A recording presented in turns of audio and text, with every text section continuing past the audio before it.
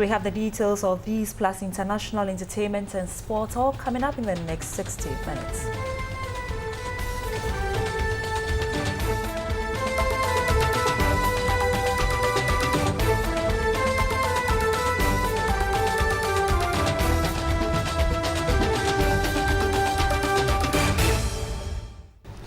And away from that, every day tons of electronic waste is burnt at Agbogloshi in Accra.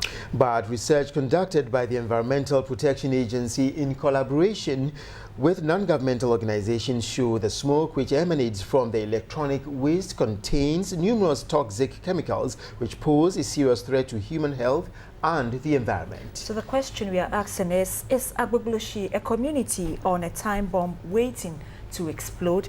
Portia Gabo has the details.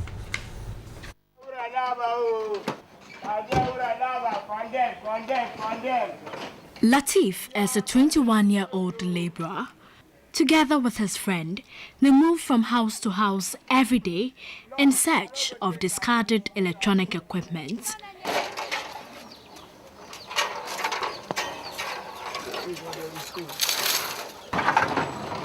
At the end of the day, they return to the scrapyard at Agbogloshi, a suburb of Accra, named as the most toxic place on earth.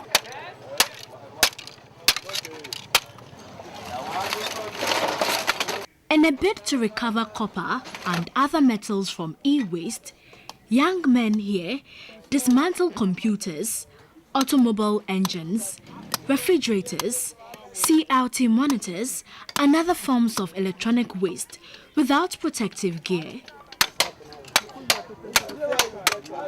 The electronic waste being dismantled contains numerous toxic chemicals including lead, cadmium dust, and other toxic pollutants classified as hazardous under the Basel Convention.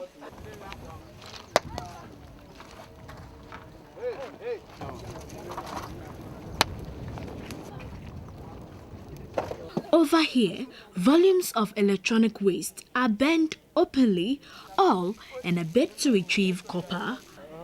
Heavy metals and toxins which are released into the atmosphere and so also spread to the food markets. Scrap dealers in the process inhale the smoke, which contains numerous toxic chemicals. These are very serious, toxic metals, and they are also known to cause cancer. Apart from these metals that are in there, we also have, the plastic coating of the copper cables. It's made of, PVC, polyvinyl chloride. And when you burn the PVC, inadvertently you generate what we call dioxins and furans, and these are among the most toxic chemicals you can think of in this world. So these are mostly, thrown up in the smoke.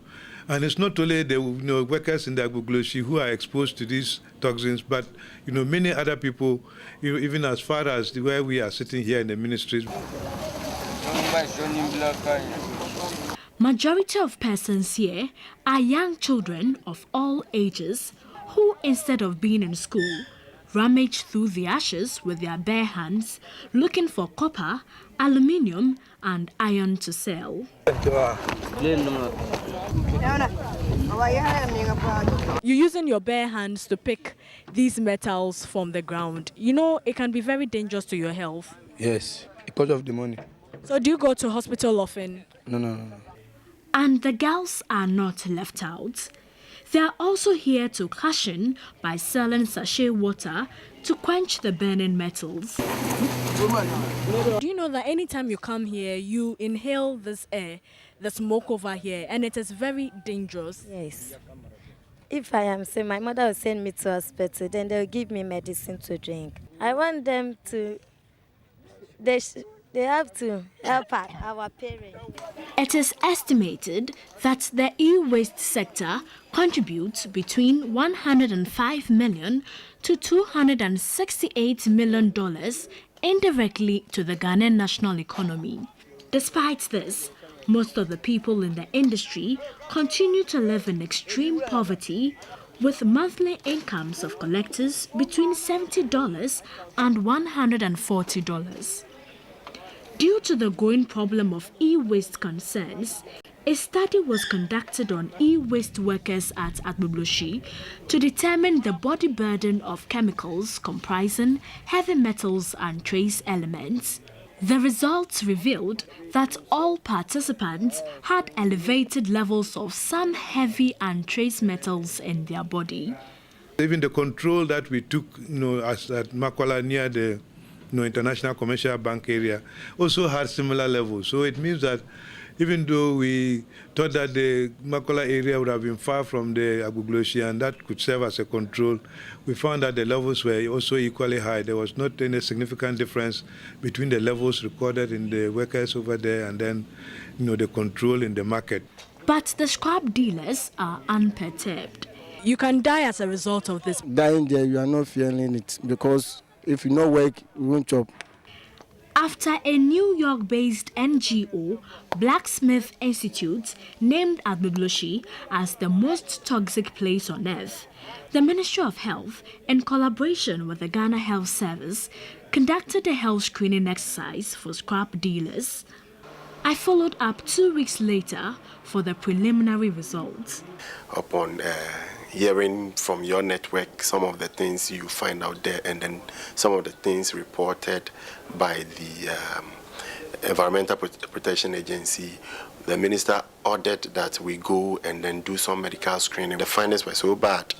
You have people who have lived in these areas for so long and did not take what we call periodic checkup seriously. Findings like bad eyesight, bad throat, some infected throat and ear and all that. New e-waste management options focuses on recycling, but electronic recycling has a short history in Ghana.